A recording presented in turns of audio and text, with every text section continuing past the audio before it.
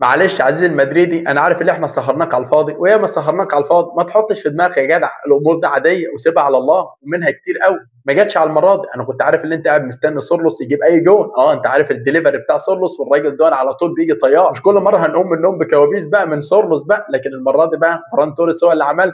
زي ما عندهم سورلوس رعب، احنا عندنا فران توريس برضه رعب. هو مش رعب قوي بس هو شغال احسن من سورلوس برضه اللي ما عملش حاجه النهارده.